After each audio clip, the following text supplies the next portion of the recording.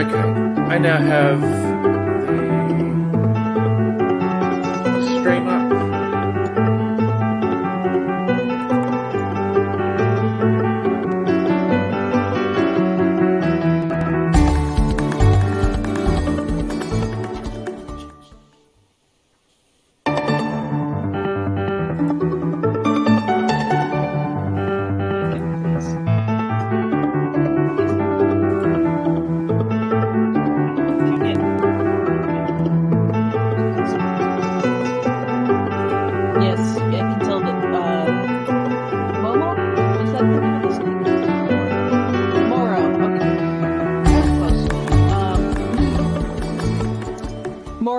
Definitely full of beans this morning.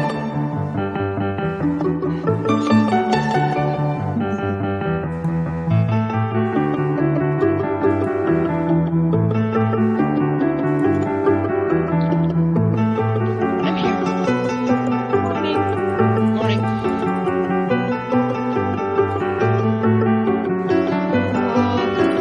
Strangle, that's a strangle boy? Or girl?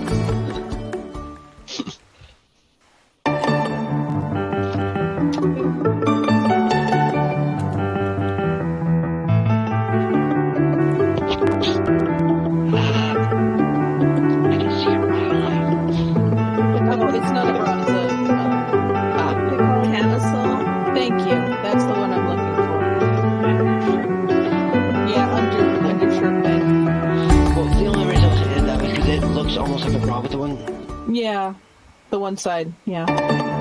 That's okay. If I move my camera down, you can see mine, but this top will stay up. I understand. Okay, so we'll be able to fix it. Oh, yeah.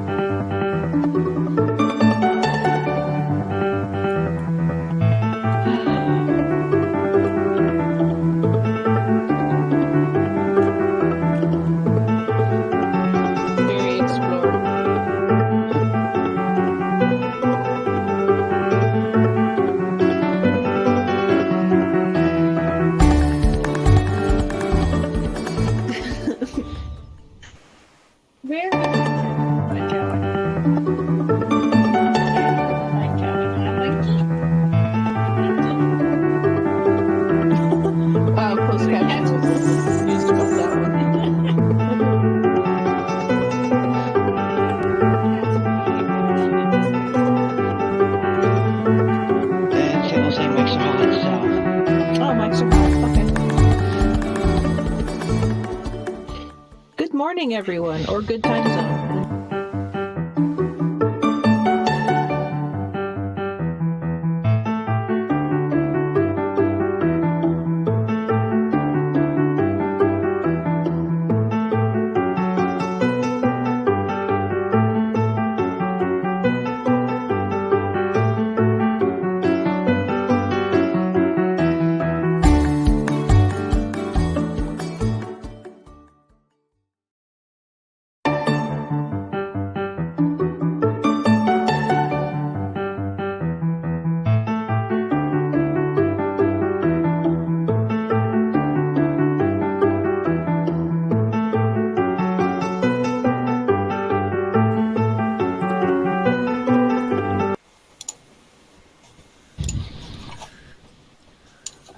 Hi folks, welcome to the stream, thanks for raiding in. We will be bringing up our team members for this panel any second now. So hi, my name's Jemma Hooper. I am a largely binary trans woman from Adelaide in South Australia. I am today's host for the Trans and Non-Binary OwnVoices panel. Let me introduce you to our panelists. Okay, Oh, I may need to do a couple of little fixes while on the fly as we go. But folks, welcome to the panel. Let's start with Sherry up in the top left. Welcome in. Hi, how are you? Introduce yourself. Hello, my name is Sherry. I am non-binary. I previously was a chef in another life. And because of the panini, I've decided that I wanted to relive an old dream, which is to start writing. And I've been using Twitch as a sort of accountability where I hang out, do a lot of sprints, and just chill out with people.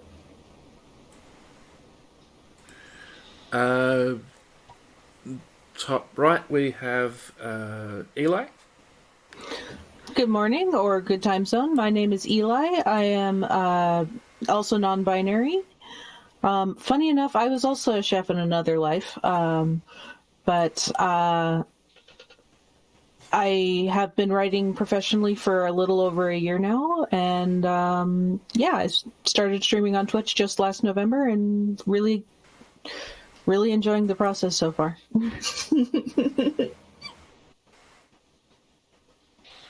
Cool. Bottom left, we have Jean. It's actually pronounced Jean, Oh, but Jean, it's nice to meet you all. Sorry. Yeah, it's not the People French were trying to tell me translation of it. Okay.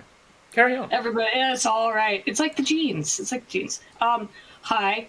That happens to be one of my favorite entrances because nobody knows how to pronounce my name. I'm also known as PrideAscending across the entirety of the web.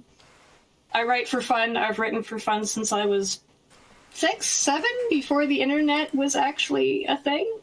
I tend to come on Twitch to write, and then I end up just showing off all of my cute, adorable explorables who are sometimes a pain in the butt. Snacks. And more. That's about it. Cool. Well, while I madly sort out the overlay because I needed a nap before this stream and kind of scrambled out of bed 5 minutes ago. Apologies for that.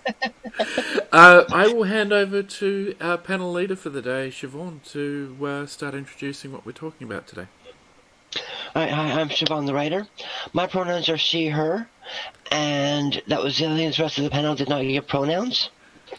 Yes, So I did. Yeah, I know you did because you're wearing them, but what I'm saying is they weren't actually verbalized because some people can't see. Oh, that's true. That's true. My bad. I'm sorry. I'm he, him, they, them. Yep. I'm they, them. It's you. Also they, them. She, her, in my neck of the woods. Yep. And so it was like,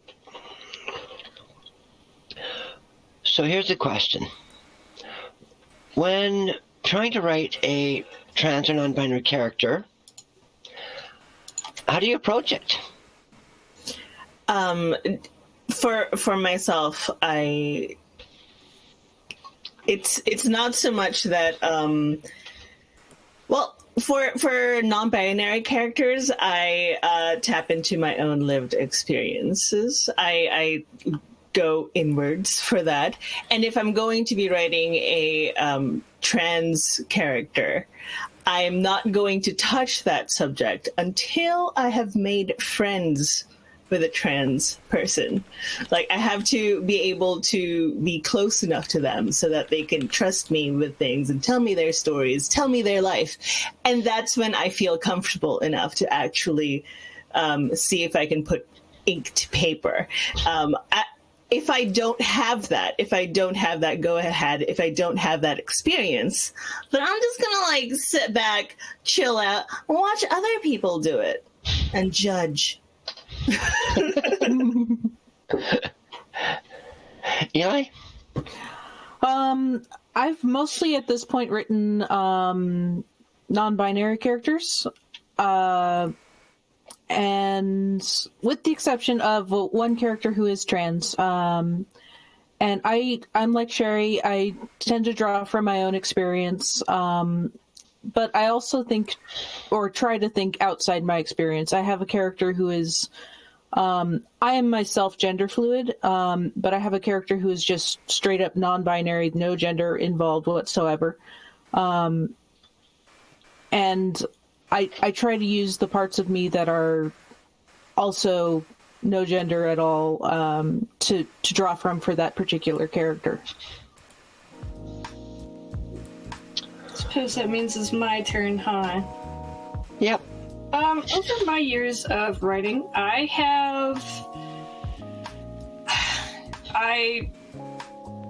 have written so many different characters of all genders and gender identities and expressions, and a lot of it goes into personal experience, like the others have said, but a lot of it also comes from your own creativity. What can you do with the person, creature, animal thing that you want to do? I find a lot of fun in going, okay, this is a creature, species, whatever, for whatever story I'm writing. How does this work? I like knowing how things work. So it's just, I do a lot of research. I get really in depth. I'm like, okay, let's find a creature that's close to this one. If it's a snake, let's go investigate this. I will use these cute little creatures as examples. Let's go investigate this, you know. Yeah. And so I'll draw inspiration from real life and behaviors I can see, and behaviors, you know, everybody else has witnessed, and I just have fun with it. Like, Right. there is no substitution for having fun with it. Yeah.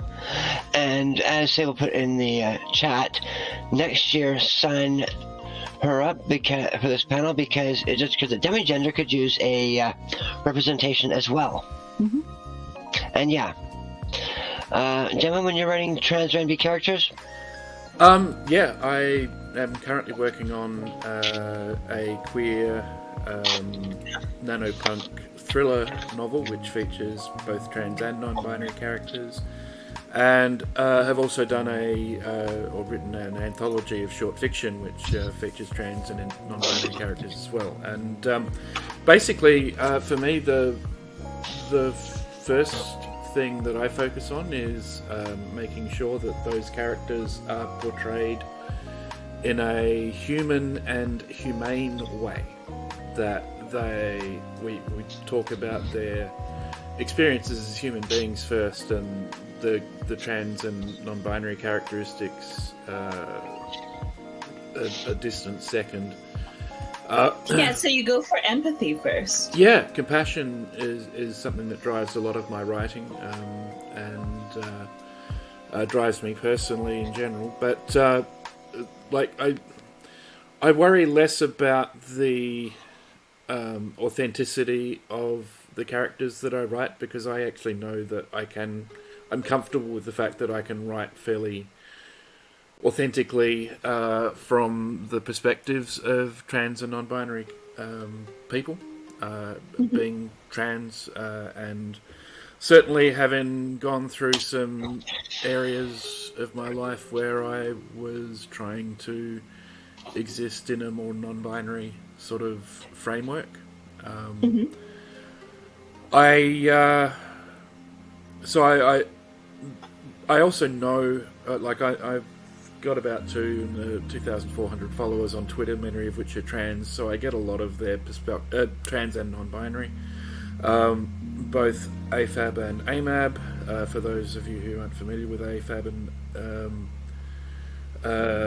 AMAB, it's the gender that you're assigned at birth, also known as AGAB. So assigned female, assigned male, because these are the sort of stereotypes that the medical profession insists on having and using, despite the fact that we kind of know now a little better. But regardless of that, because I have so many interactions and see so many stories from trans and non-binary people about what that means to them in their daily lives on an ongoing basis. I'm pretty comfortable with my knowledge of the field, and all I'm really doing is channeling my understanding of the lived experience of trans and non-binary characters onto the page. So it's almost like being a sociologist in the field. Yeah, pretty much. It can be. That's not an entirely unfair comparison. Although, for me, it's more about I know my tribe. Yeah. Yeah. You know, so it's not an abstract academic experience. It's a these are comrades and fellow people in the trenches that are dealing with transphobia and all that sort of stuff, rather than a dry academic experience. Yeah, I mean, for myself, I have trans, like I have FTM friends, I've got non-binary friends, and I have other MTF friends.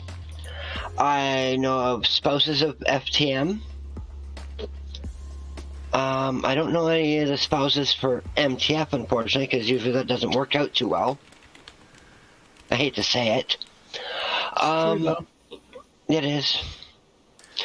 So, and I will sit there and I'll have conversations with them.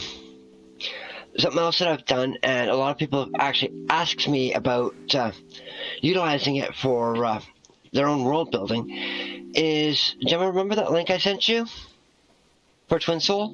Yeah, I do. I don't have it immediately to hand, but it's okay.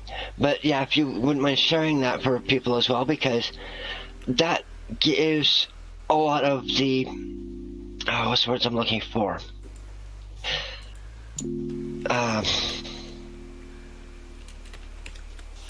Breakdown. Symptoms and stuff like that. Yeah, breakdown and how they react. And like it discusses dysphoria and how it affects the mind and the person. And of course, not all trans and non-binary go through it. And if they do, it's not always at the same level. Yep. And we did have a question in chat. How to write trans character in the fantasy settings? Now, what I'm wondering is it a high magic fantasy setting, low magic fantasy setting,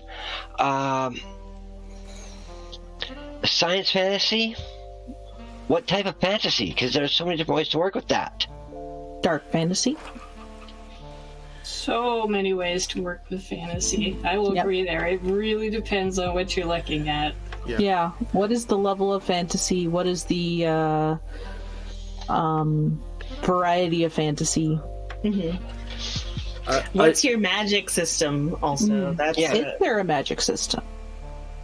Some fantasy does not involve magic.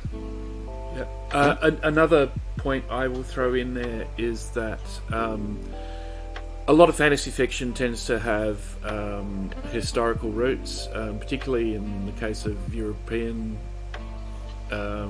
settler descendant folks.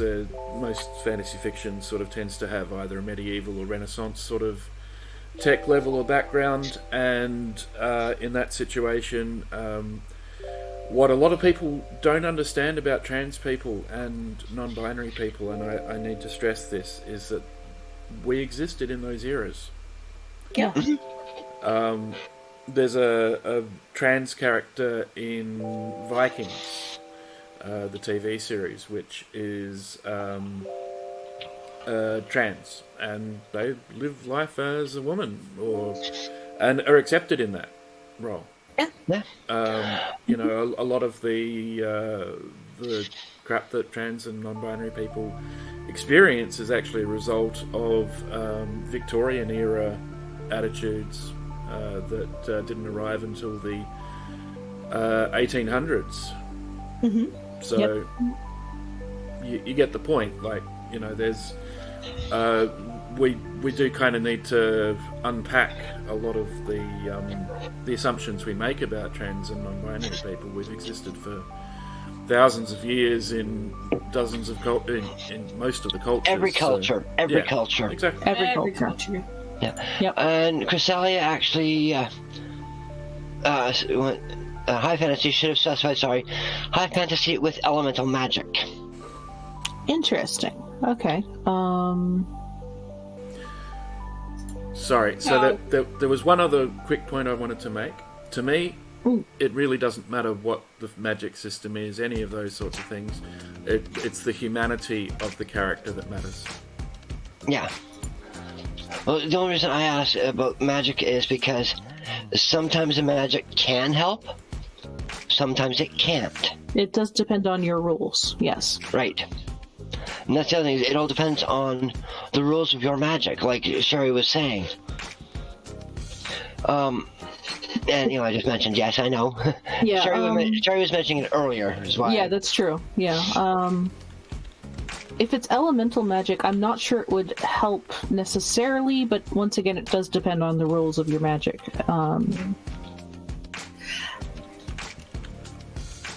So I see that Chrysalia said she can't specify really, but there's guns like the flintlock.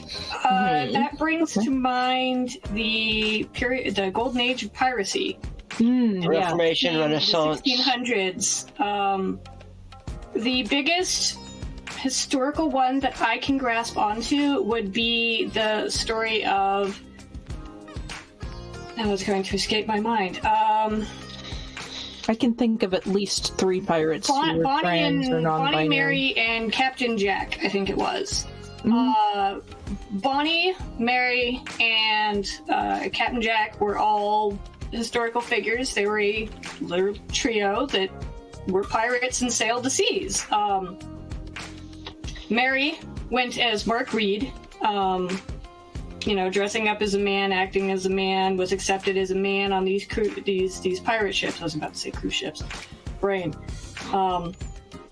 And Bonnie, that's who it was also doing the same thing, because women back in that time traditionally didn't sail on pirate ships. No. And so they traveled as men. And a lot of these pirate ships they accepted them as such. They were like, okay, if you can fight and you can do what we need you to do, we don't care.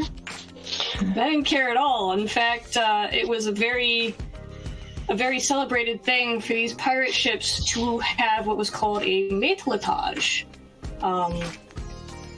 which is basically a relationship between two often gay sailors. They would share property, they would share a bunk, they would embrace before combat, celebrate with seawater. It was a whole thing, way ahead of its time. If one got injured in combat, they'd get money for it, and it was a big thing. Yeah, that's what comes to mind there. On shore, yeah, maybe that was not a thing. They frowned upon that very large, but on a pirate ship, there was a lot of queerness going on, and everybody was just like, that's okay by me, man. Yeah. That reminds me of in Pirates of the Caribbean. That 2 pirates that are always seen together, always seem to have each other's back. It's like, that was a partnership. Yes. Yep. I agree. And the one character was always looking at the women's clothing. Oh, yeah. Or always in the women's clothing pretty often. Oh, yeah. Yeah. Yep, for that matter, I can... I think it's Stardust is another movie where Robert De Niro plays a very queer pirate indeed. Oh, yes, extremely queer. But we've gone off topic. We have, yes. So let's get back to the question at hand. It was how to write a trans character in a high fantasy world. I feel like I can speak to this to a certain degree. I do actually have a trans character in a high fantasy world. It is a different time period. It is set in relatively modern day urban fantasy, but in a Renaissance festival. And I have a trans character who, through the magic of the world, was able to transition from female to male. And fortunately, they had very supportive, either adoptive or biological parents, and a supportive community. So it can be done within a fantasy world. It really does depend on your magic setting, whether your character can transition either medically or physically through magic. Yeah. I mean, it also depends, as we came back to culture again, because in my world I've got a culture that actually celebrates trans characters. True. Does that mean that it's going to be better for the trans characters there? Not necessarily. Yeah, not necessarily. Yes, well, it depends on not just the culture that the character comes from, but also the broader milieu that they live in and exist in. That can be incredibly important. I suppose it also depends on how you want to handle this story. Like, what are you trying to say with your character being trans? Are you trying to represent, is this trans character going to be a huge part of the story? And is their transness the only thing that they have going for them? Because unfortunately that is unfair. Yeah. We are more than our identity. We have personalities, and that is mostly what you should be focusing on. Who is this person? What do they like? What are they fighting for? And then you can build upon the trans experience. Build the person first, and have the trans experience be the conflict, which it often sometimes is. But you're going to have to touch on this character as a human person. Yes. Yep. Full stop. Oh yeah.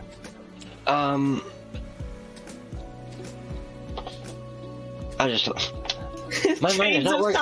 Okay.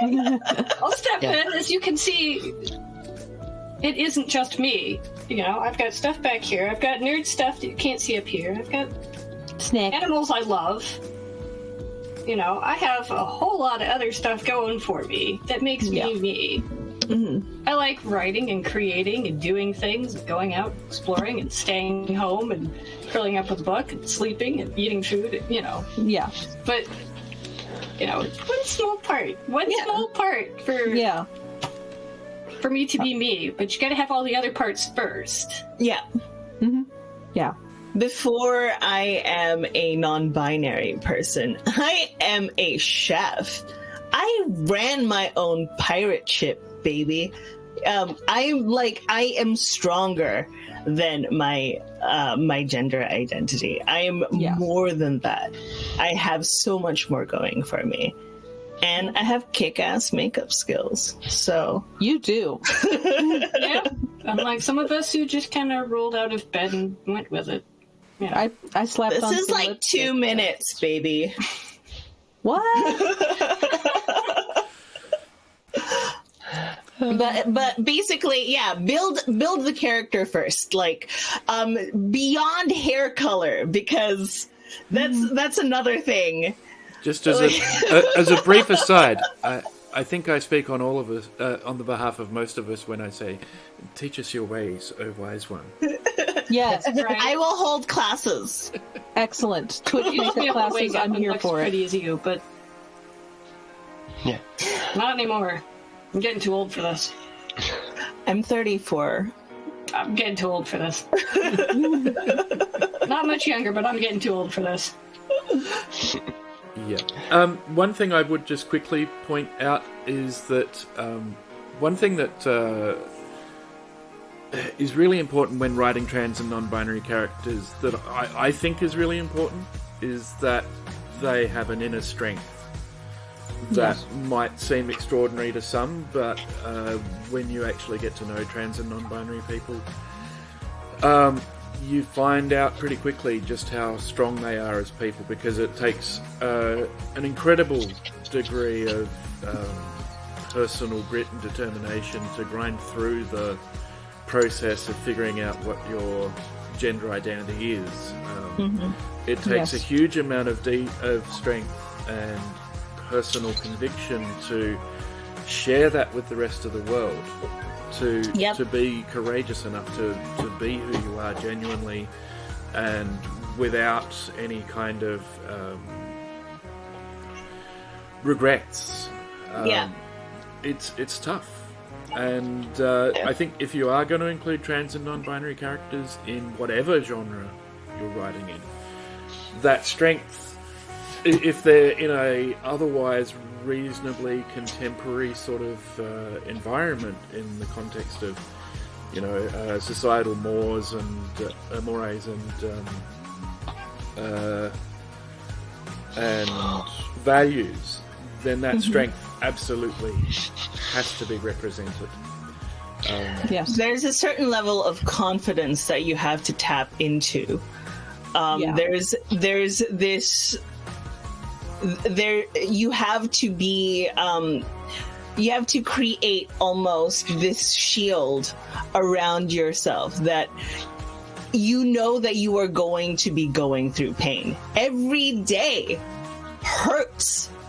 Yeah. And you're going to have to push through that. You're going to have to put that smile on your face. You're going to have to strut, because there is nothing that can hurt you if you have this confidence. Oh, and don't forget that strut can be your shield in and of itself. Yeah, it's true. Yeah. I will say that not everyone who is trans has that strut. But all of us, all of us have the strength to assert who we are, and even if that means we might be less gregarious because we're feeling sensitive about the fact that other people are going to try and tell us that our gender doesn't exist, that our gender is invalid, that whatever. We still put ourselves out there. And let me be clear, there are a lot of other people who are trans or non-binary who never actually do anything to put the truth of their gender identity out there. And I'm not in any way trying to detract from their experience. But if you're going to have visibly trans and non-binary characters, yes, you do have to acknowledge that strength of will to push past society's expectations and be fierce in their own right. Yeah. Even if they're not necessarily particularly over the top in how they present their gender identity. Yeah. Yeah, I had something to say. Never mind. We have a high pain tolerance. Yeah. I mean, that's the thing is a lot of openly trans and non-binary, because there are enough that are closeted and will remain so, but the open ones, the ones that are out there fighting for the rights, verbally, socially, they know they're going to go through pain. They know they're going to get misgendered. They know they're going to get ridiculed. Yep. They're going to be diminished. They're going to be gaslit a lot of the times. People are going to tell you that you are not who you say you are. Yeah. And you're going to have to keep asserting to yourself. Even you may not have to say it out loud, but you have to say that to yourself. You have to keep that in your heart. Like, I know who I am. You cannot change me. Yeah. I mean, here's the thing. I came out around my birthday about 3 years ago. The first time I went out socially as, like, think about it. Because of getting the confidence and getting the wardrobe together, but the first time I went out fully dressed as a woman Unfortunately, it was right around Halloween. Oh, no. Ugh. And so I went to the pub with a friend of mine because they invited me out, and I had to use the washroom. So I go to the women's washroom, and somebody is leaving and goes, "He's not going in there, is he?" I stopped. I stood there for 2 seconds, and I was like, "No, I'm going in." Yeah. One thing that I was thinking of earlier was Jemma was talking about how it takes a lot of fortitude to be trans or non-binary, and that is absolutely right. And one of the things that gives us that fortitude is the fact that we are willing to look inward to ourselves, which a lot of people aren't able to do for one reason or another. Maybe they're afraid of what they're going to find. Maybe they just were raised not to do that. But we look inward and we find what we are, and if we're strong enough or brave enough or whatever it is to come out with it, despite society's inhibitions, that takes real fortitude. Yeah. Yeah. We have a comment in chat, which I'm just going to put up on the screen for a sec. Fantasine says they have characters that, through the story, identified themselves as they, them, or trans when the story came to define their gender, but was told not to put those people into their stories because it would be insulting to people in the LGBTQIA+ community. I might just jump in really quickly with that and say that representation in fiction matters for any minority.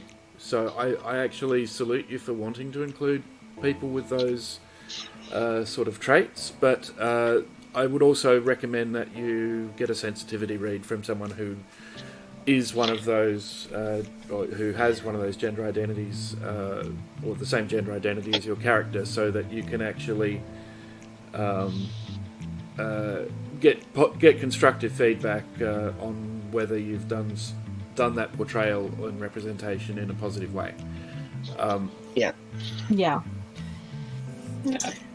They responded they had not even read any of it yet. I think they feared I would do something offensive. Yeah. This is where the sensitivity reader comes in. Sensitivity readers will go a long way. The one caveat I do have is people who are they, them, who are non-binary, there is a wide range. So you might have to do a lot of research and a lot of searching to find the person who is the same non-binary type as the character you're trying to write. Well, not only that, I mean, non-binary is a spectrum. It's a huge spectrum. It's a very huge spectrum. Because the term non-binary is actually an umbrella term. Yes, it is. Because you've got your demigender, your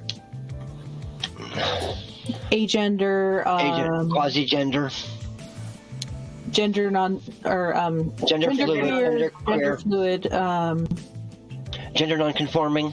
Yeah, and the list just goes on and on and on. And yeah, like Basic Dragon said, not only one sensitivity reader, a group of people, because we're not a hive mind. Yeah, that's true. And this was covered in the last panel as well about Ace and Bi and Pan. Yeah. Because it would be kind of hilarious in a sci-fi setting if you were just like the Borg, but more leftist. I like that, actually. I like that idea. If I ever write a sci-fi story, I might have to do something like that.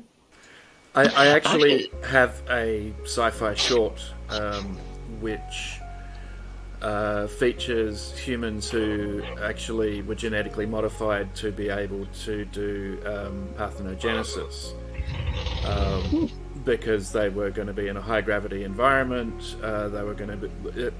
And if you think about the concept of integrating some feminist ideas, actually having women out in space doing colonization, it's very easy for that to become a what's the series and books with the trad wives, the handmaidens. Handmaid's Tale. Handmaid's Tale, and the new one. I don't remember. Yeah. So, in order to prevent that, they said, well, everyone we're going to send out is going to be capable of reproduction. Everyone we send out into that situation is going to be, no one is going to be a victim to that sort of thinking. So that's actually a really interesting kind of way that you can address that in sci-fi settings, is looking at subverting the concepts of sex, even, let alone gender, as a means of looking at things through a different lens. Because ultimately, sci-fi and speculative fiction in general, but specifically sci-fi, is ultimately about investigating the human condition and looking at what it is to be human. I mean, the thing is, someone brought up the Borg. But it was Sherry who brought up the Borg, yeah. And well, the thing is, if you actually look at the Borg, they are non-binary. Mm-hmm. That's true. Because all gender has been stripped from them. They are drones. Yep. And they're a hive mind. Yeah. I would say, narratively speaking, the hive mind aspect is actually more important for the Borg than the impact of the fact that their gender identity, like the majority of their identity, has been literally stripped away from them. Yeah. Identity, personality, history, it all has become this amalgamate. Yep. Pretty much. Yep. One thing I will say, if you are a cis ally and you're looking to actually do some positive representation for trans and non-binary people, and I would say this about anyone looking for a sensitivity read: if you can, pay your sensitivity readers. Yeah. People who have trans and non-binary experiences don't exist simply for the convenience of cis people. We're trying to live our lives, and while we really appreciate the gesture of inclusion in writing by non-trans and non-binary people, we are still bringing a perspective that actually has worth and value to the table. Monetary recognition, or even a nice meal out to say thank you. Yeah, it's the least also, you can do, right? Reading is really hard, especially if you've got me on the lookout for trigger warnings. Come on. Yeah. This is hard. And the other thing too is transitioning is not cheap. No, transitioning is not cheap. Nope. Yeah. And, I would extend that same concept to anyone you're looking for a sensitivity read from, whether it be someone with a disability, whether it be someone with a non-colonial European background, those sorts of Brown things. people, what's up? Yep. Sorry. Yep. Also, a lot of trans and non-binary people tend to be at or below the poverty line, so just saying. Yeah. It me. Me too. It me. So, you want your sensitivity readers? You've got at least 3 who have just put their hands up. In fact, 4. So, and I'm guessing Jean would probably be in the same sort of boat. Yeah. Jean's already stated it in the chat. Said it in chat. So, In fact, he was first. Sneaky ninja typing. hit us up. Oh, yep. Yeah. Sneaky ninja typing, but yeah, just reach out. Talk, ask questions. That's the easiest way for a very large number of people, because we all have giant groups of people. We can turn around and go, oh wait, this person's looking for somebody. We need to find somebody. We need to do this sensitivity reading. Hey, who can help out here? Yeah. And those little fingers, we stick out all over the place, and they just appear everywhere. And you call for help, and suddenly there's a massive herd peeking over your shoulder going, what do we need to do? I mean, I fully understand that I am a unicorn of a person, and you're never going to find anyone who's exactly like me. But I have experience. I can help you. Yeah. Just, don't drink our blood. That's a little too much. Aw, come on. A little too vulnerable. I do not give blood donations. Don't kink shame. Fantasine says they were really disappointed to miss the asexuality panel because they're ace, and that's the first time said that in public, so they're going to have a panic attack now, which is fair and More valid. power and, to you. Yeah. Actually, Fantasine, if you go to my channel, the VOD will be there. Yes. Cool. Yep, so you can watch that back, and all of them should eventually be available on the YouTubes. The YouTubes for the CONduit. Because I'm actually highlighting all the panels that have been streamed on my stream, so they will remain there. But also, I am femme-attracted, ace and arrow, so I call myself Gay Scaro. So, solidarity, and I'm totally with you on that. Yeah, I'm demisexual, so sort of a surprise. Yeah. But the other thing, too, is Certainly if you're looking for A spec, yeah. Sorry, what go were you on. saying? If you're looking for sensitivity readers, just remember that the queer community runs in packs. Yes, it does. Like I said, we run in packs, and we can summon more packs at will. Yeah. And the thing is half the time, even if even if it isn't just for queer, you reach out to someone in the queer community, they can get almost anybody from anywhere. Yeah, it's true. Why? And We have networks. yeah, I can't speak for anyone else on the panel, but I have redeems in my channel for manuscript review or World Anvil article review, and I would happily do some sensitivity reading based off channel points. Yep. Yep, ditto. Because, I don't quite have frankly... anything like that, sadly. Yet. I should. Yet. I have to like you first.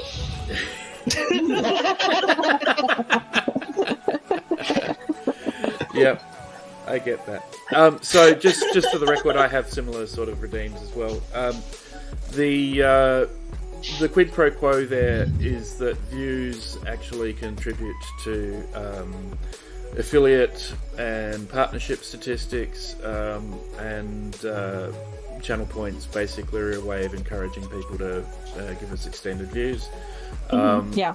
And also, for any of us who are affiliates or partners who are playing an occasional ad, you get paid based on the number of impressions. So, it all helps.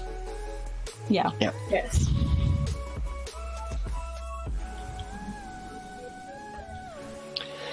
All right. So. Yeah. That was it. Seriously. It's like, we don't have full representation. Hey, Pride, you want? It was a thing. It was a thing. Yeah. Yep. Yep. Monad mentions that they're not quite sure if the Borg can be meaningfully said to sexually reproduce, or if assimilation is more like a form of digestion. I think it would actually be somewhere between the two. As far as I understand, they've never discussed anything along the lines of Borg reproduction. Yeah, I don't think so. But it's not so much digestion as artificial life extension, I think, for the most part. Yep. assimilating. It's literally what they do, is they take other life forms in order to continue on with their entire consciousness. And to increase their knowledge. It's kind of like adding more servers to your server farm. Yeah. Think of it that way. Yep. Yeah. Okay. No comment, Monad. We're getting off topic a little bit. Je refuse. Just a little. Just a little. So, trans and non-binary representation. Maybe we could talk a little bit about the importance of representation. Yes. Well, yeah, I mean, the thing is, the way I look at it is, in order to get something normalized, it has to be out there, where everybody can see it. So representation in books, in film, in audiobooks. Yeah. Just representation at all. I cannot speak for Sherry, but I did not realize that non-binary was an option until I was in my 20s. And when I found out, it was like, at last, an explanation for my entire life. I lucked out in that my culture kind of has a non-binary. I was taught that sometimes you are able to eschew the assigned gender, or you can be more fluid if you so wish. Like, it's not. We didn't get that kind of colonized, so to speak. Like, we luckily skipped that part. So I got a free pass. Lucky. Yeah. Yeah. And just for the record, on the cultural representation side of things, the more intersectional we can make our representation of trans and non-binary characters, the better as well. I mean, it means that we also face our own sensitivity reader requirements when we do that and take that on. Yep. But in Australia, for example, we have brother boys and sister girls who are a sort of third gender, trans or non-binary gender within Indigenous communities. They have started to appear out of the woodwork and assert their identities, and I'm 100% in favour of that. We were always here! Because they were always here, and B, when we're talking about Australian Indigenous people, we're talking about people whose history goes back 80,000 years. Yeah. Like a continuous culture that has that level of heritage. So their concept of time at a cultural level is very different to ours. Yeah. And don't take my word for it. Go if you can convince someone from that culture to talk to you about that. They will tell you about the timelessness of their cultural memory. They're the custodians of the land. Yeah. Yeah. And I'm sorry, Fantasine. I understand that completely. Pretending to be something you're not to try and fit in. Common thing across all of this. Yeah. I've had to pretend when I hit America, like when I hit this space, this area. That's when I actually had to pretend to be anything. Before, there was freedom, and then there was the cage. You had I chose being a chef as my profession because I liked fire. I liked sharp things. I like moving really, really fast. That was where I felt the most comfortable, in a sweat box of fire and testosterone. But I feel comfortable anywhere. I mean, I was born in Saudi Arabia, where the genders are indeed segregated, even. But there's just a lot about me and a lot about my history that made me have to hide here when I got to America. Because you, as an immigrant, they don't like it when you stand out. Which is why I made it my raison d'etre to stand out. Oh yeah, I mean that's just it. Most of North America, and I hate to say it, a lot of the Western world, to be honest, does not like the squeaky wheel. Yeah, it's true. Mm-hmm. The one that's going to make the noise, get the attention, stand out. Yeah. Because the way they look at it is, well, if you're doing that, you're taking attention away from me. You're taking my rights. It's like, no. I'm saying I want the same as you. I'm not taking yours away. I'm not taking yours away. It's not going to run out. I promise you. Yeah. Yes, there's attention enough for everyone. Another thing that I personally ran into, but I can't speak for everyone, is when I came out as non-binary to my mom, one of the things that she said was, I never thought about my gender. And it's like, neither did I just was. Galaxian 5 has, I see a lot of support within the LGBTQIA plus community, but is it wrong to assume that will be a supportive community in other settings? Is it wrong to suggest conflict within that community in other settings? No. In fact, honestly, the LGBTQIA plus community is splintered. It is. It is. We will show a united front. Because we gotta. Yeah. A lot of But us I mean- will try, yes. Yeah, but the thing is now for a lot of them, it's like, okay, we're just gonna make it the LGBT community. Who Yeah. cares about everybody else? Because we got our rights. Yeah. And then you've got a lot of these other people who are like, well, what about us? And then it turns into that pie discussion again. It's not pie. Yeah. And there's also a small but mostly shunned faction of, we're just going to make it the LG community. Yeah, because there's no such thing as bi. Yeah, excuse me. Yeah. You're either cis or you're Lying. homosexual. Yeah, no, you're either cis or homosexual. You can't like both genders. Because all I ever see is with this one or that one. You're either one or the other. But no. Just because you're with one doesn't cancel out your attraction to the other. Yeah. As was commented in the previous panel. Yeah. Ay. There's a lot of intersection. Yeah. There is.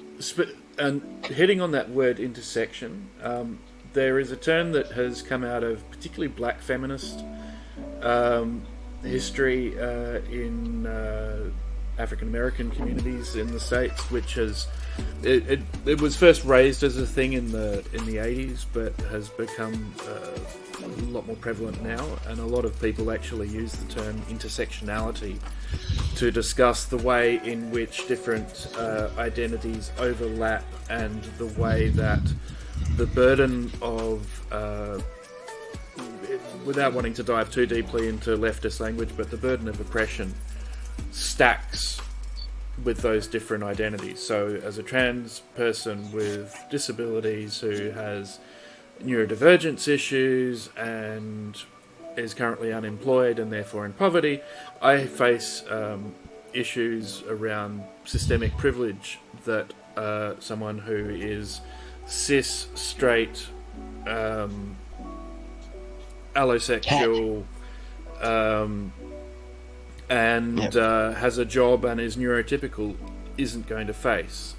So that perspective about intersectionality is understood by many people in the LGBTQIA plus community. For many other people, that perspective around intersectionality, especially as it applies to womanhood and blackness in the American context, indigeneity in Canada, and so on, and you know, generally being brown-skinned or having, I'm sure Sherry will talk to this around the Asian context as well. But it's not a unified thing. Not everyone understands it. Younger people tend to be better at understanding intersectionality and operating from an intersectional place than many of the older trans, non-binary, LGBT, or LGB people in general. And that solidarity is not universal, but it's improving, which is heartening. Yeah, we're working on it. We're getting there. It's so basically, to answer your question, it isn't wrong to suggest that there is conflict, because there is in fact conflict, because again, we are god damn it, Monad, we are not the Borg. There are very many of us. We all have our own opinions, and a lot of us think we're right. We think we are the correct ones. We think we are the harbinger of truth and justice. But that's, Yeah. that's fine. That is a valid identity for you. I mean, the other thing is, too, yeah, we're all different. We're all, right?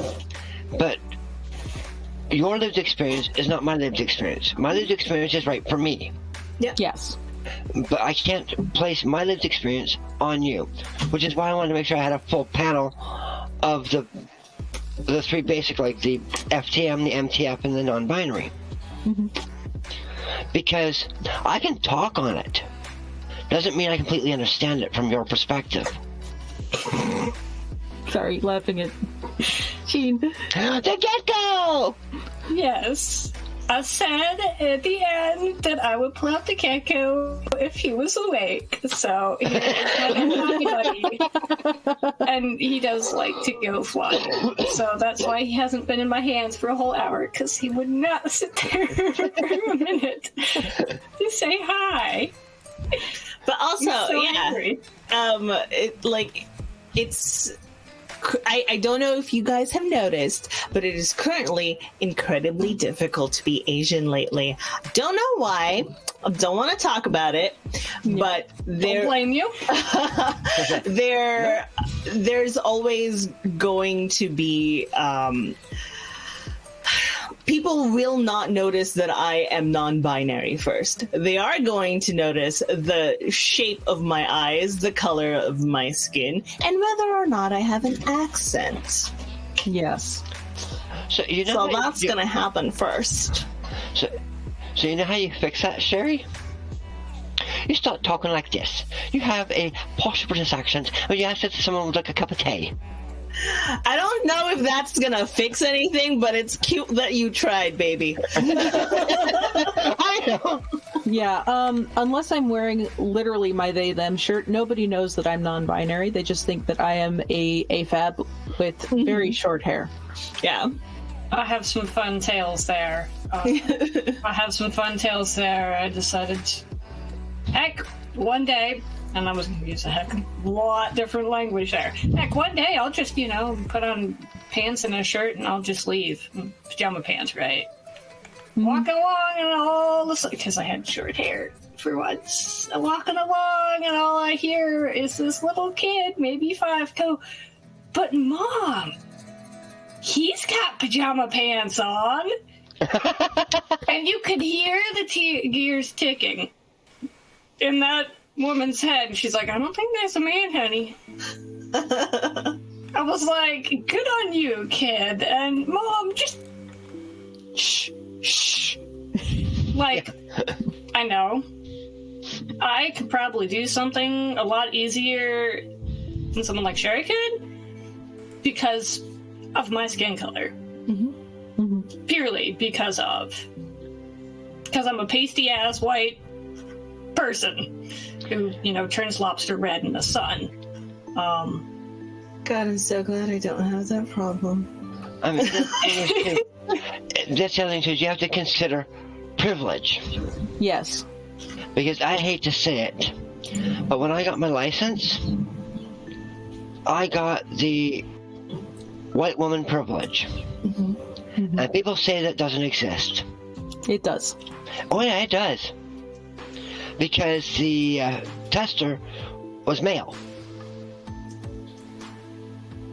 And so, I mean, I have to tell him, I'm going, how can this person get their license when they can't drive? And after the time, it's a white woman. And it's like, now I know why. Because I was so close to failing. He says, "You know what? I could fail you right now, but I won't. Because you've been trying." it's like, you tried, sweetie. Yeah. so it's like, I'll take it, but Yeah, that legitimately has never happened to me, so good job. That's what I'm saying, right? Yeah, but it's a thing. As somebody who presents, whether I want to or not, as a white female, there is definitely a white female attitude that people have, where it's like, we're going to be nice to you because you're white and you're female. Mm-hmm. Yep. Which there's also a certain level of not animosity, but there's like it's almost deprecation, where they're like, oh, I'm going to be nice to you because if I don't, you're probably going to complain about it anyway. That kind of undertone to some interactions with white seeming people, women, actually. Yeah. There is a certain extent of, we're going to be nice to the white men also, but it's a different kind of white nonsense. Yeah. Definitely. One thing I would quickly point out to people is that while we're on the topic of the sort of different challenges that we face that other people may not, it's really important to understand that that we do have those experiences, and it's okay to write about them. What we are less enthused about is the idea that it becomes pity porn. Yeah. Oh. Yeah. So, no pity porn. But that said, I certainly have no issues with someone writing a trans character who, as part of their lived experiences, as part of their life, experiences bullying, harassment, rejection, that sort of thing, as a result of their trans identity. Yeah, because that's accurate to the trans identity. Yeah. And they'll get it even before they come out. Yeah, they will. I was teased relentlessly as a child for being a lesbian, which, not entirely wrong, but took me a lot longer to figure that out. But the thing that people were picking up mostly on was the fact that I was non-binary, and they were attributing that to the one thing that we all knew existed, which was, if you're not cis and straight, you must be a lesbian. Mm-hmm. Or gay, yeah. Yeah. Pretty much. Okay. So just as a quick heads up, folks, we actually are over time. So we are. So I'm going to suggest we've got a bit of license from our organisational overlords to keep this discussion going a little if we want, but we do have another. We should raid. We do have another stream that we can raid, so we probably should do so fairly soon. So before we do, there's Zero Gaming has popped a comment in chat, which I think we probably should just... La'an just said it's okay if discussion is going good, feel free to keep going. Yeah, that's kind of what I just said. Oh, okay. Oh, okay.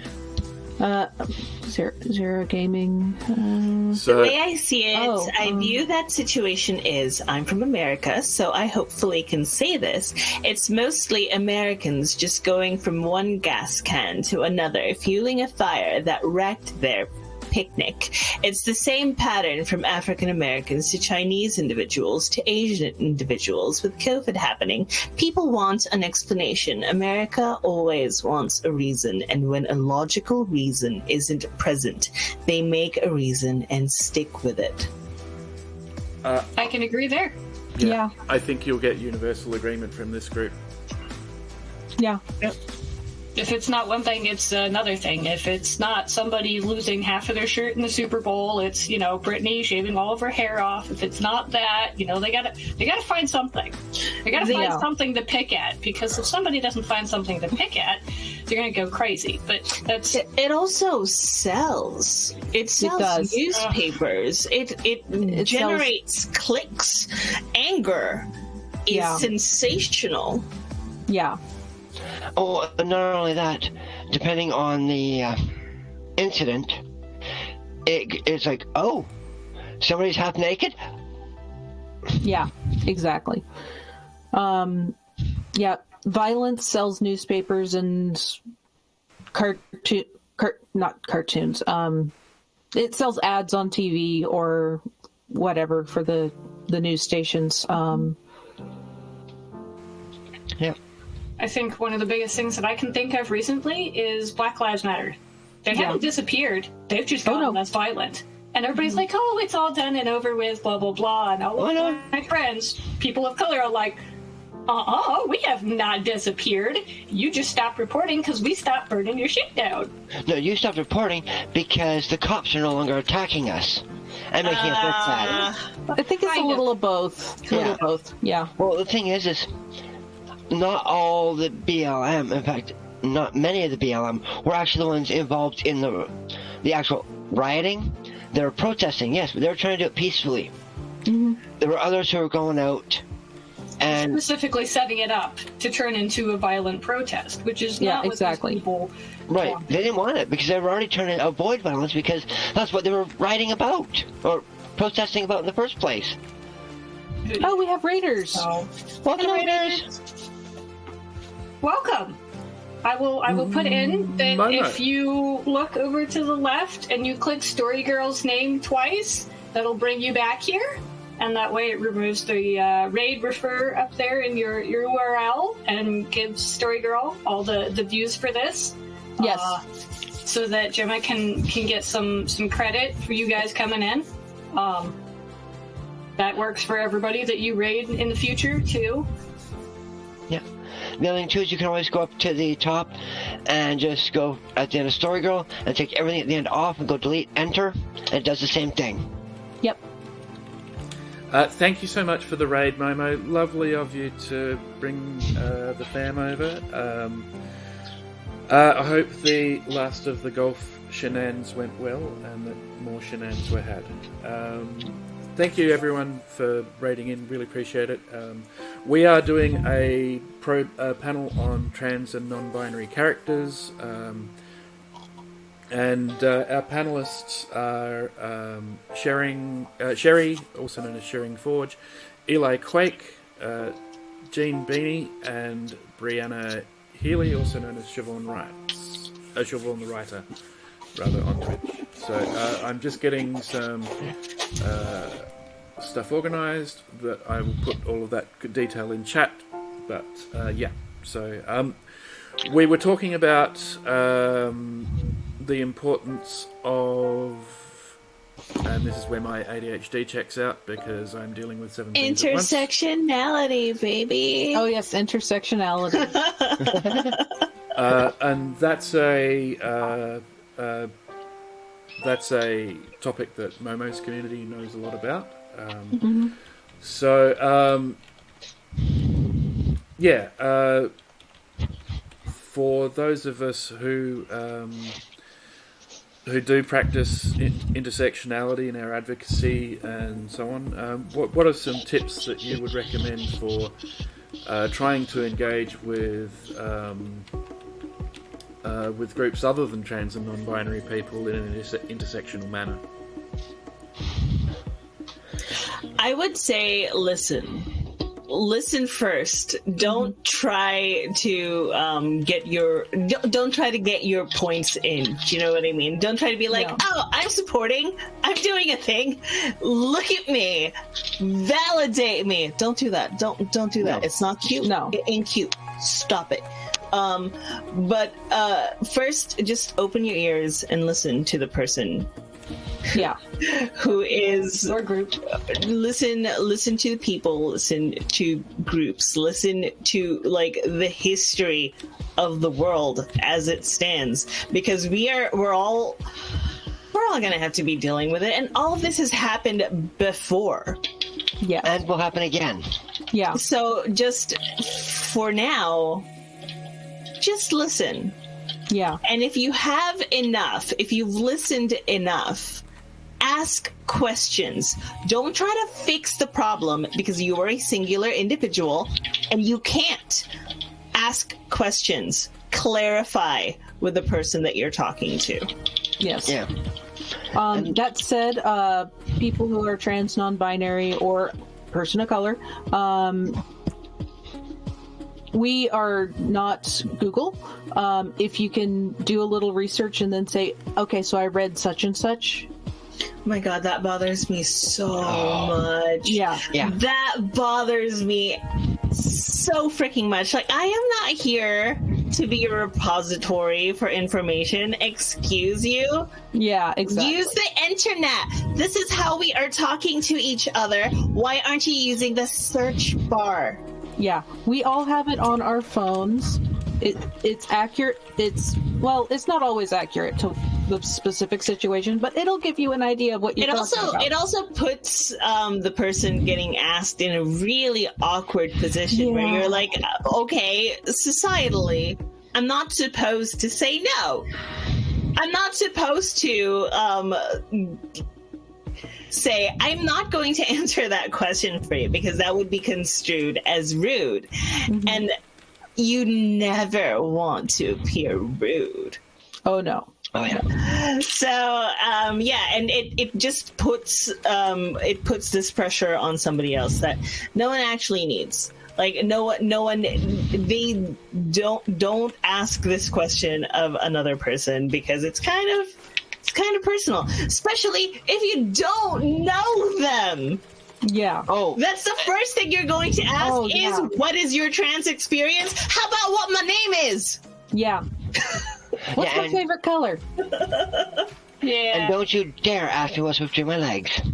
Oh, no, don't ask that question. That's the one topic I'm going to say no on. Yeah. Now, the rest of these guys are going to be like, yeah, don't ask me, look it up on the internet, blah, blah, blah. I am an open book. If you want to come into my DMs and start asking me questions, I will answer them as best I can. I can't guarantee you'll get it. I have to like you first. Yeah, I will probably like you first to, Yeah. to answer some really weird, specific personal questions, but I will try to be a helpful individual, and that's just me personally. As a person, I like to be helpful.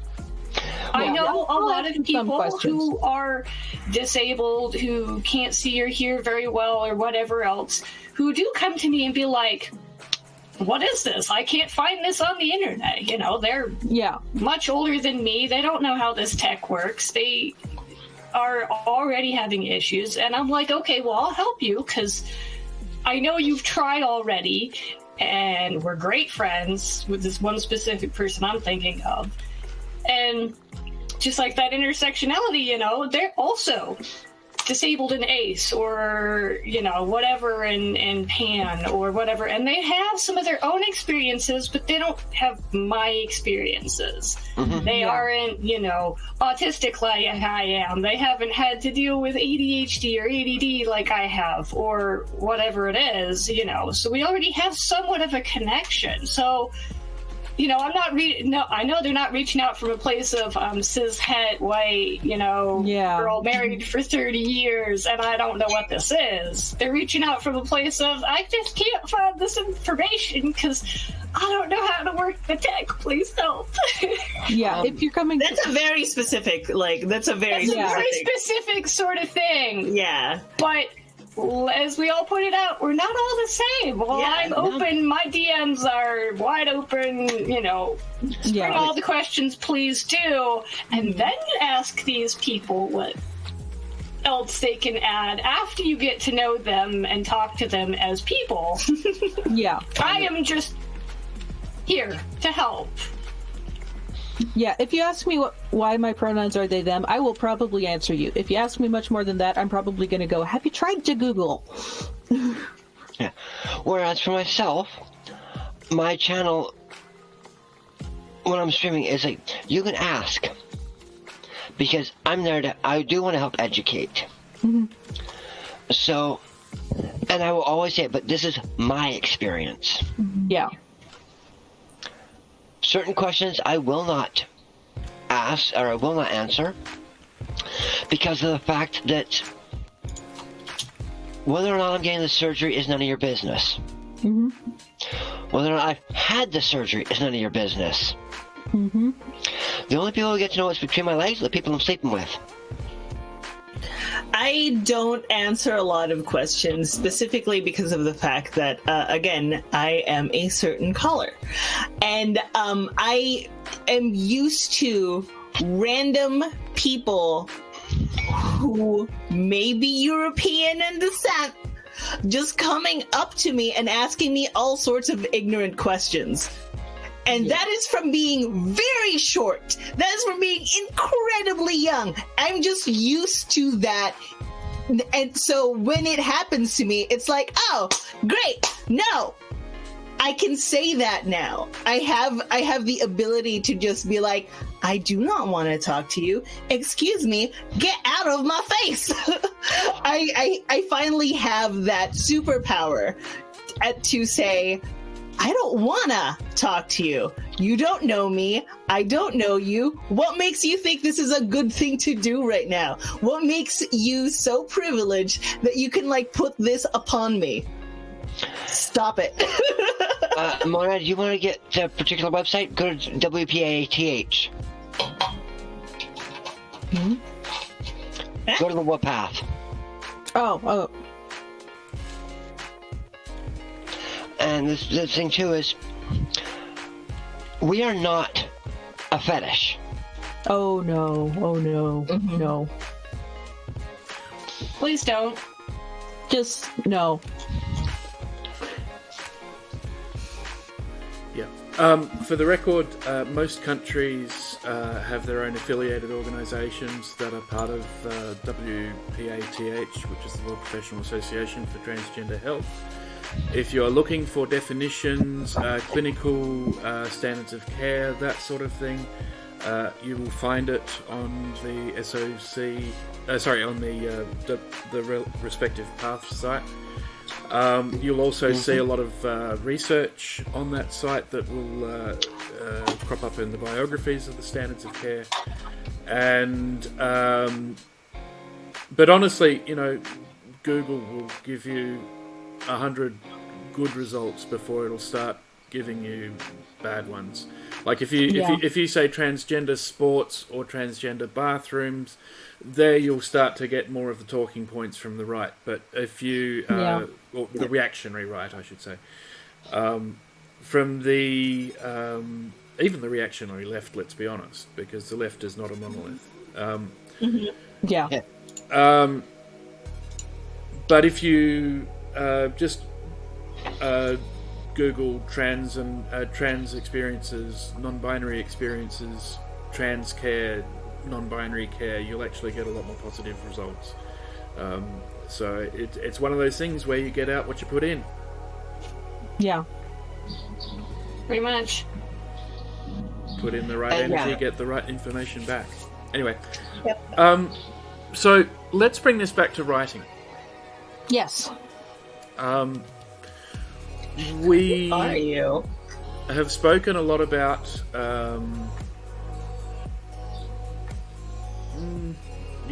we'll park that discussion, I think, for now, Monad, because I'll make one really quick point in response to that, and that's that people who are struggling with their own intersections of oppression because of their identity do not also owe other people the privilege of being able to demand our stories, to demand our perspectives. Mm-hmm. Yeah. And that's where the just Google it concept comes from. Is that we're not here to answer questions. We're not information booths. We're not going to always be carrying a link on us to be like, hey, go onto this thing and look it up for yourself. Like, that's a little awful. Much. That's a little, yo. And like Basic Dragon says, though, ignorant people will search for ignorant questions and get ignorant answers. Yeah. That happens too. So if you want to know what transgender is, maybe Google what is transgender. Yeah. And it'll send Googling your questions works a lot better than, anything that shows up in the media, like, why is this girl in the guys club in whatever sport? Yeah. Like, that is gonna just lead you to a whole bunch of pieces of, people drawing in clickbait for any sort of news things. The best thing is this my, take your question and literally type it out. What is transgender? What does it mean to be queer? Who is included in LGBTQ? Yeah. What is the history of? And you'll get a lot better results. How do I know if I'm transgender? That's a hard one to answer. Oh, that's a pain in the butt. That is why I ended up on YouTube, because some people were going, out of their own personal experiences, like, how did I know I was transgender? Right? And then because they could actually look back on their life and just explain it. Yeah. We should probably talk about writing now. We should. We probably should. I'm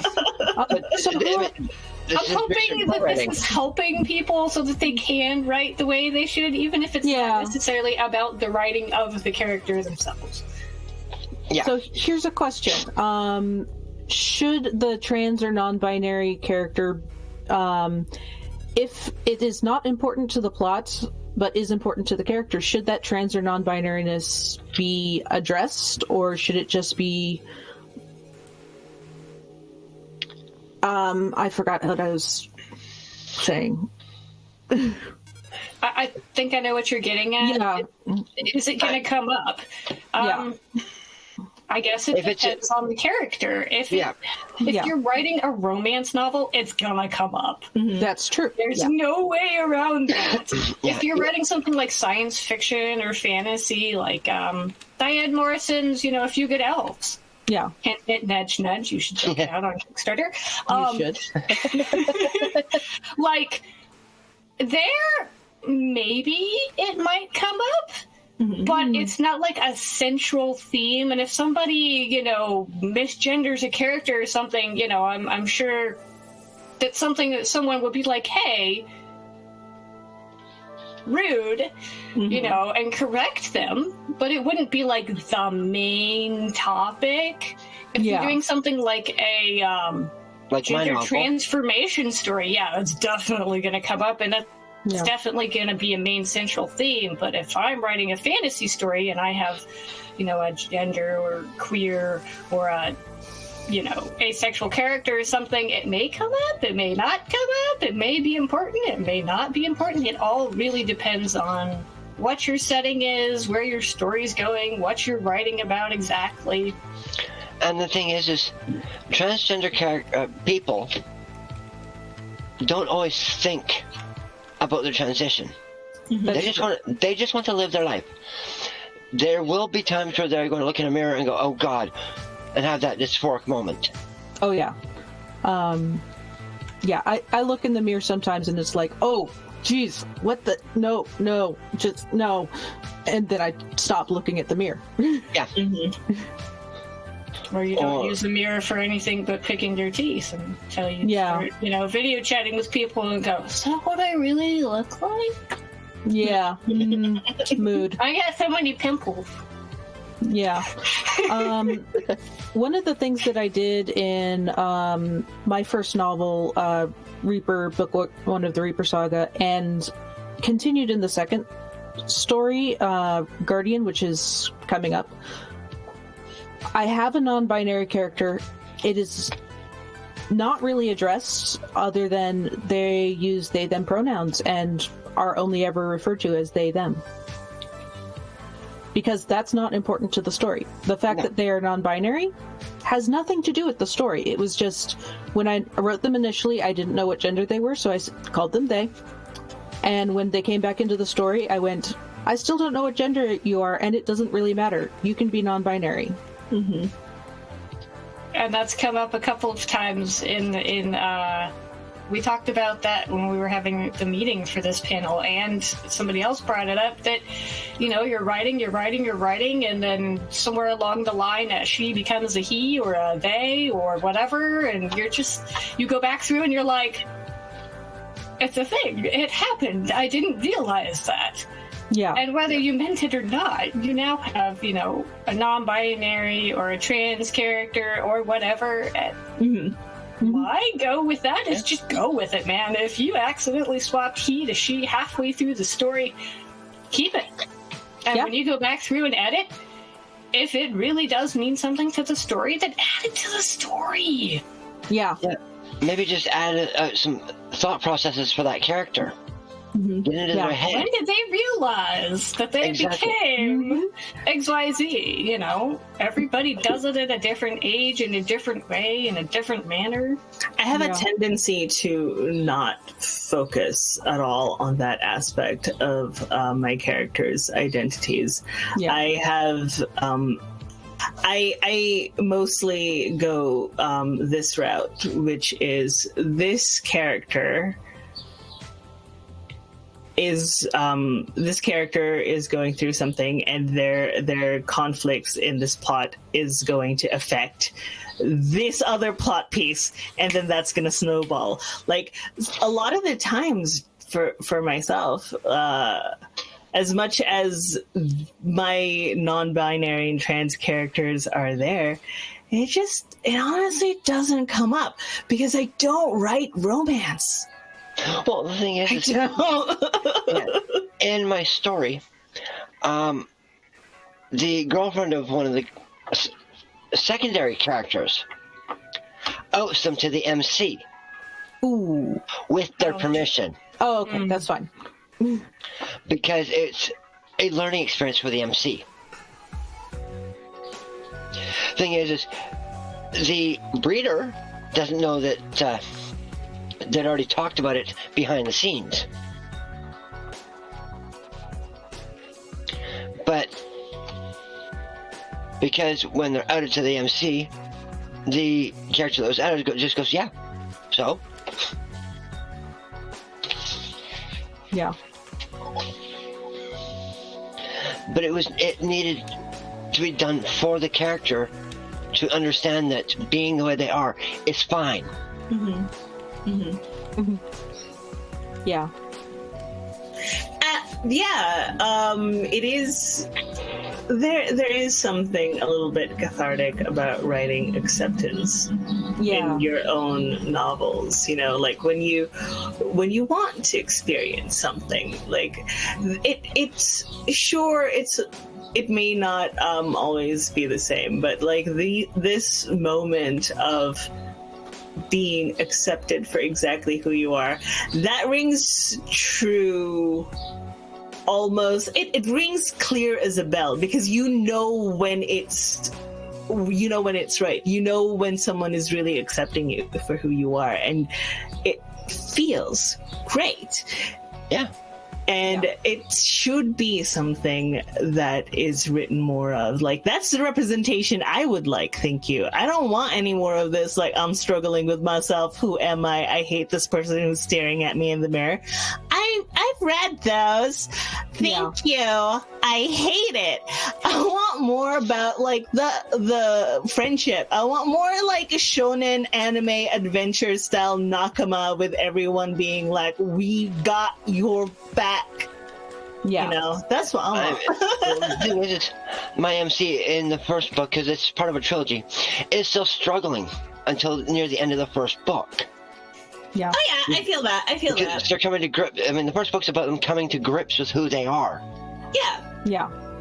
I get that. This is a slightly different topic that relates back to the panel that you just came from, Siobhan. But the main character of the Reaper Saga is actually asexual, and she doesn't figure that out until the last book she's in. Yeah. Nice. Yeah. I like it. Because it's not important to her personality. It's just kind of like, oh, by the way, there's this subplot, and it is resolved. Yeah. The other question is she also Arrow or not? She is Arrow, yes. Okay, because a lot of the times a lot of the misrepresentation is the fact that Ace and Arrow are usually combined. Mm-hmm. Not always, but usually. Yeah, for in media purposes, they're combined they're a loner. They don't want anything to do with anybody else. They're not romantic. They're not sexual. They're not. And the thing is I have a friend who's actually demi-ace and Arrow. Mm-hmm. I have another friend who's ace Arrow. But that doesn't mean that all of them are. Yeah. And one of the things about people who are Arrow or asexual, is that doesn't mean that they're necessarily a loner. It could mean that they are more focused on familial bonds. It could mean they're more focused on friendship. It could mean a lot of different things. Yeah. But that's a slightly different topic. It is. Yeah. But the thing is, it is still something to bring up in writing when you're writing any type of representation. Yeah. Because there is, once again, coming back to intersectionality, there is a lot of overlap between people who are ace, arrow, non-binary, gay, lesbian, whatever. Yeah. If you're somewhere on the sexual spectrum or off the sexual spectrum, you might be somewhere on or off the gender spectrum. Yep. I mean, try considering this one. Try being a gay or lesbian ace, like demi-ace, trans woman. So you're a lesbian, demi-ace, trans woman who is a romantic. Or pan-romantic, for that matter. Yeah. It's like, you've hit 4 things. Yeah. Add person of color, and a disability. You just buried them in paperwork. Yeah. Layers, like an onion. Except not nearly as spicy. But I was going to bring up the thing that it's not always related to gender either. I mean, you've got romantic, you've got sex, you've got gender, you've got a whole lot of layers in there, you know. A lot of these terms, you just have to swap out the back end of it, and you could literally turn up with, you know, something that has so many layers to it that it's kind of ridiculous. Yeah. You could be neurodiverse with a physical disability, with a messed up family background. Who's asexual but pan-romantic and polyamorous. Like, you really have to start thinking about it. It isn't all black and white. It's a very beautiful spectrum. Yeah. Like a rainbow, which is why the rainbow the flag is a rainbow. Yeah. Yeah. One other just really quick point I'll make on that, and that is that all identities exist on a spectrum. Yeah, it's true. We are such a complex mishmash of different aspects of identity that ultimately that actually just adds to the need to actually create characters that have complexity, have depth, and these different identities shouldn't be easy caricatures. They should add to a complex whole. Like, this is the real world. This is not Super Mario Brothers. You can't just color swap us and it'll be a different character. Yeah, They're exactly. different. They're very difficult. I mean, the thing is, if you want a realistic character in your writing, they have to be complex. Yeah. Even if the reader doesn't see the complexity, they can sense it in how your characters react to things. If your characters are flat, the reader will know. Yeah. Yeah. And I like the... No, Go ahead. You're going to say, Jemma? I was just going to say quickly, I did a session earlier in the con about creating engaging characters. And one of the things that actually helps you create engaging characters is giving them meaningful values, meaningful experiences, meaningful histories that other people, as they start to get to know the character, become invested in. And what we want as writers is to create engaging experiences for audiences. Otherwise, the audiences are just going to put the book down or turn the television off or whatever medium it is that they're consuming our writing via, and say, "Oh, well, I won't read anything or won't consume any content from that writer again if they are bored and check out." Right. Yeah. And the thing is, when I'm reading, I usually give a book to the third chapter to catch my attention, like to grab me and hold me. If I don't have it by the third chapter, I put it down.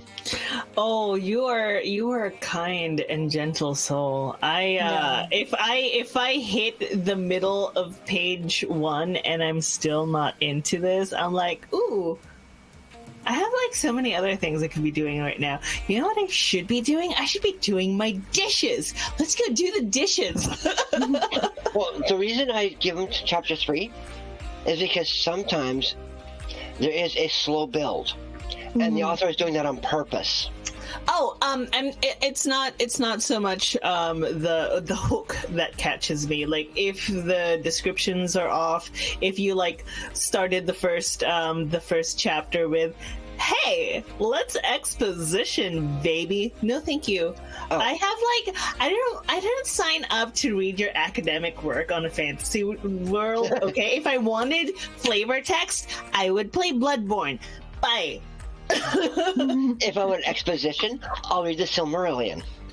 On the complete other side of the scale, I once tried to read a book. I didn't get all that far into a book somebody had written where there was no exposition whatsoever until halfway through the book. And I'm surprised that I got halfway through the book.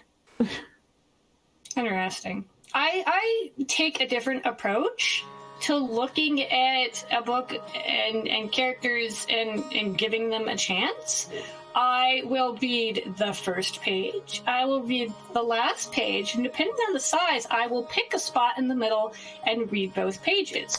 If you can get me to go, how did this character get from the first page to those middle points to the last page, and still have me going, now I gotta find out what happened between those, 3 points in the story, I'll pick up your book and likely read it. If I open the front page and the first thing I find is, and I'm using a real life example from a book I hope never got published, Lord of the Rings Dragons, those written by the Nazgul, are totally the inspiration for Aragon's dragons, ripped from...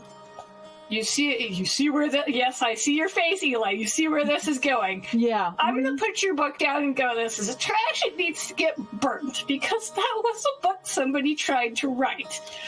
There are so many things I can pick in that first line that... Oh, no. Yeah. I actually remembered the line. You have, like... It was a paraphrasing. It was a paraphrasing, but it was riddled full of problems, and that's an entirely different rant that I will put in the Discord at some point. Yes, do it. Yeah, I'm with you actually on I will read the first page, I will read the last page. Actually, I'll read the first chapter. Because, like Siobhan was saying, sometimes it's a slow build. I'll read the first chapter. I'll usually read the first quarter of the book if I can stand it. And then I'll read the last page if I'm still not hooked. And sometimes I'll keep reading. Sometimes I won't. Sometimes I'll keep reading and I'll regret it. I have a story about that, but it's completely unrelated. I just don't force myself to read anything. I can't. No. I can't. I've been through so much.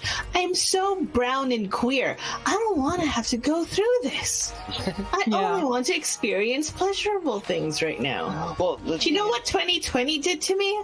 A lot. Yeah. It did a lot. Oh, yeah. Self-care is number one for me right now. Oh yeah, no blames here.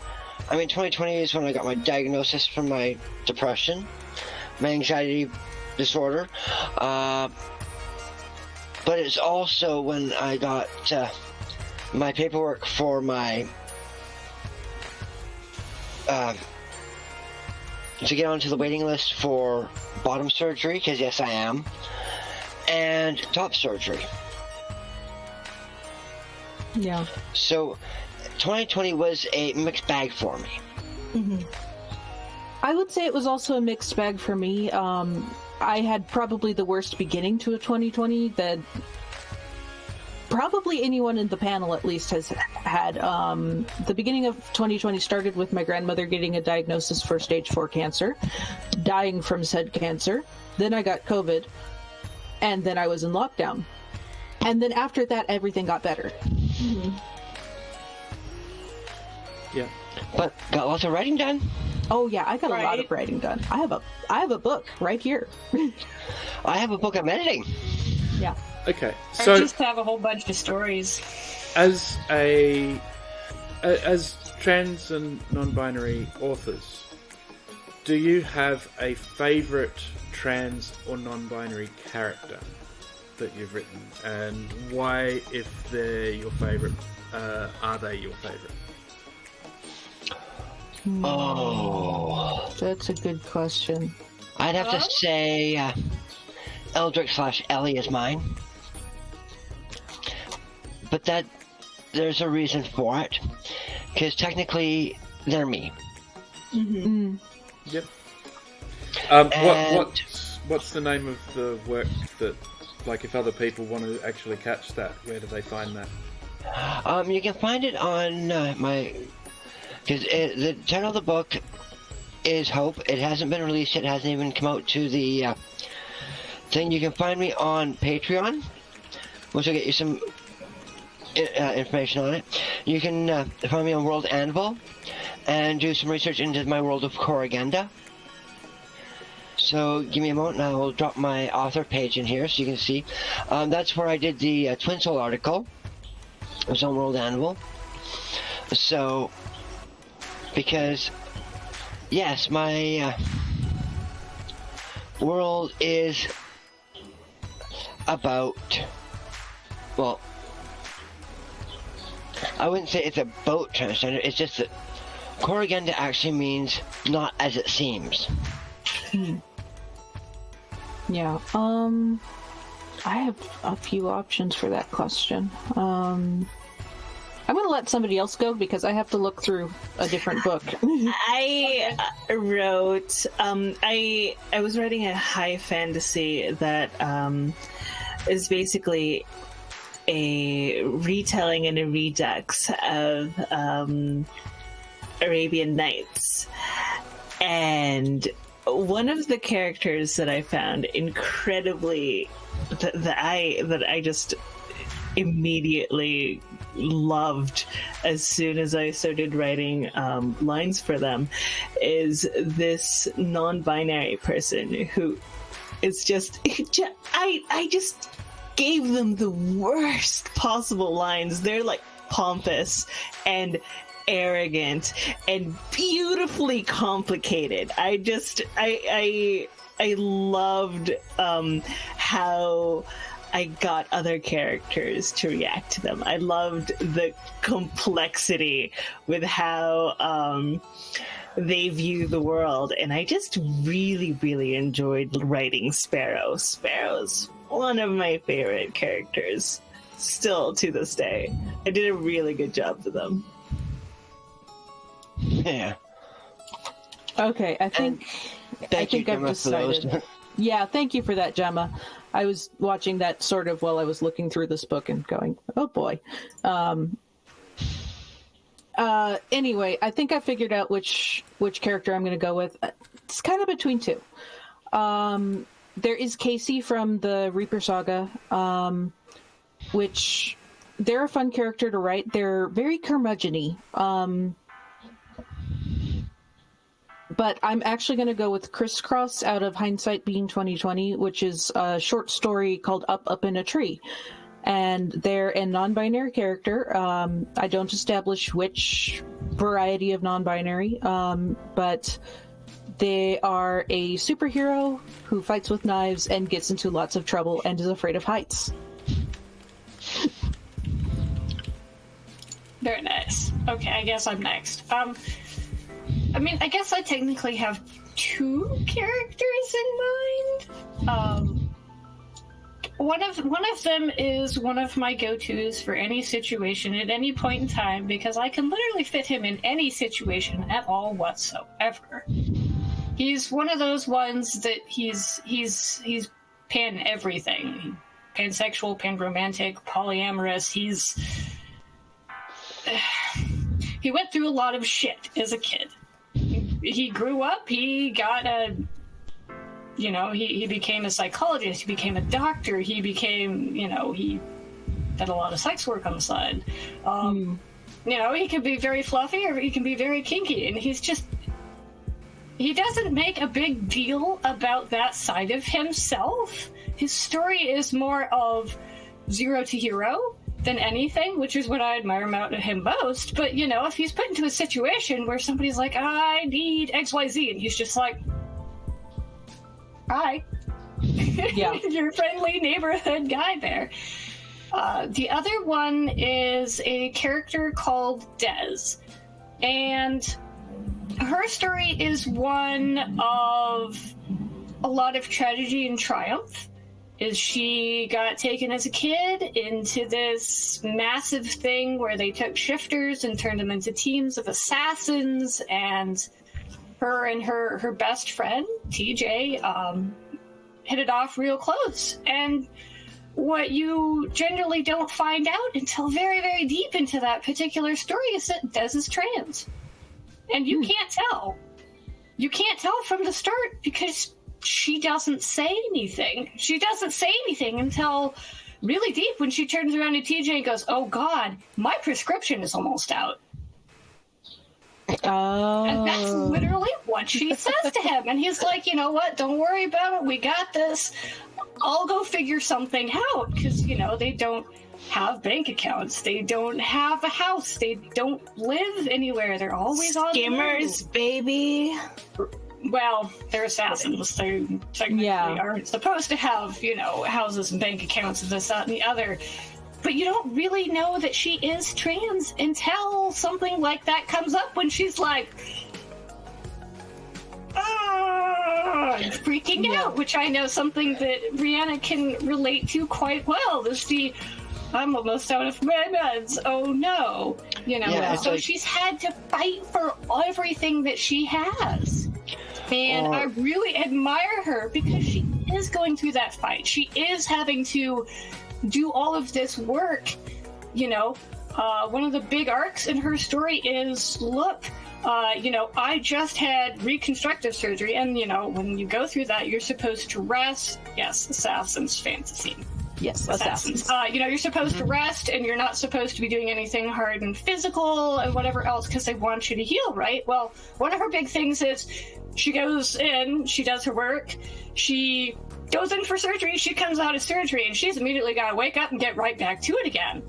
She has to learn to deal with all of this pain and all of this suffering and hurting and dealing with wounds while in the middle of only God knows where, with what kind of...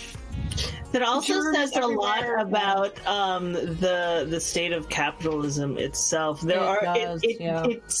It's sometimes you have to go back to work no matter what is going on with your health. You have to keep going back to the grind. It doesn't matter what you're going through. It doesn't matter how much in pain you are. Money has to happen. Yep. Yeah, especially here in the U.S. And everybody who is going through the same situation, I have to admire that kind of strength. It takes a very certain personality, as we said, to be able to go from working to getting that surgery to going back to work the next day. That's a lot of shit you're going through at one time in your life. And, you know, it's just a lot. And that's what I really admire about that particular character, is that, you know, even when she wants to fall to pieces, she'll turn around to her friends, her supportive group, and be like, I can't do this. And they'll be like, well, guess what, honey? If you want to, you know, get better and rest, we got to pick you up, and you got to keep going. Yeah. Because in her situation, it's do or die. And for a lot of people, I'm pretty sure they feel the same way, is that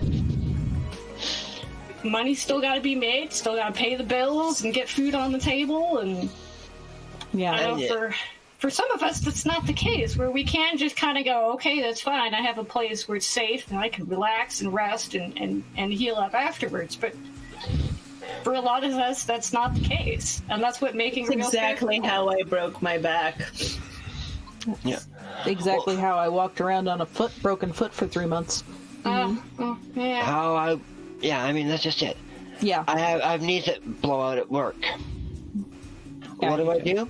I just Go back grin and to bear work. Yeah, I don't even get off the floor. I just grin and bear it.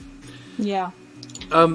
Bringing it back to the question that I posed, for me, my favourite character in the trans/non-binary space is a guy named Big Jim Finnegan, who is the main character in a short story I've written called The Cauldron. And through an act of magical interestingness, ends up becoming a woman named Erin Deegan, and sets up shop with a lesbian witch who had Jim end up speaking to a couple of other witchy relatives of hers, which created the situation by which Jim ends up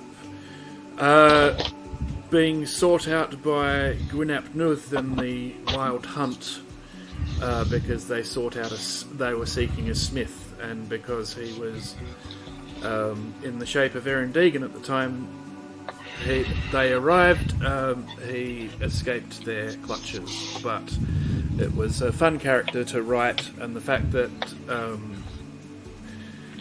he was looking for a quest when he went out searching for when he was out looking for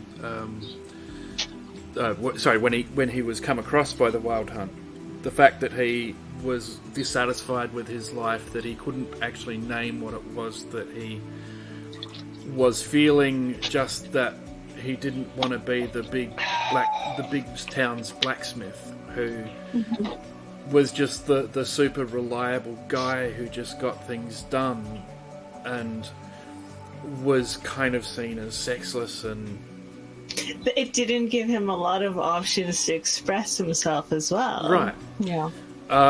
So him actually going through that experience, and it also leading to a love interest for him, I found profoundly satisfying for that to write that for him, especially when he realised, well, actually this is who I was all along. Absolutely, yeah. And this is actually much better for me.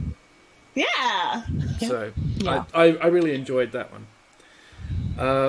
So we've got 1 minute. One second. 1 minute. So let's do a quick whip round, about 12 seconds worth of who you are, what you do, where we find you. Yo, Sherry, they, them, SherringForge is my Twitch channel. I've been told I'm funny. You are. I concur. My name is EliKwake. I can be found at EliKwake.com or here on Twitch at EliKwake, oddly enough. I'm PrideAscending, he, him, they, them. You can find me just about everywhere through PrideAscending. It's really difficult to miss me. I talk more about my animals than I do anything else, but I write occasionally too. Alright, I'm SiobhantheWriter on Twitch. Actually, it's SiobhantheWriter _Siobhan, SHIVAHN for the last one. because of the fact that most people can't say Siobhan in the first place unless they know what it is. Yes, I know it says "and" in the closed captioning. You can find me here on Twitch. I'm in Discord as SiobhantheWriter, and I'm on World Anvil as SiobhantheWriter as well. Cool. And I have been your host, Jemma Hooper. I am a trans woman from Adelaide in South Australia. You can find me as StoryGirl here, and I also exist on Twitter as Bluejay Gliding. But we are about to raid out to Bigfoot Bjornsson, who is going to be hosting a panel on history as inspiration. Thank you all for your attention and your questions. Thank you for the folks who offered to help out with the spammers. And pay your sensitivity readers. That too. And use Google. Use Google. We love you all. Yes. So thank you all for your interest. Thank you for your questions. Thank you for your concern. And we will catch you all, hopefully, as we follow the train over to, or the raid train over to Bigfoot Bjornsson's channel. It's a little difficult making love hearts with a snake in your hands. Yeah. Oh. Good insights, Siobhan. Just do this. Thank you. You're welcome to those who are thanking us. Your thanks are also appreciated. And we will get cracking. Remember, the standard raid call is continuing The CONduit.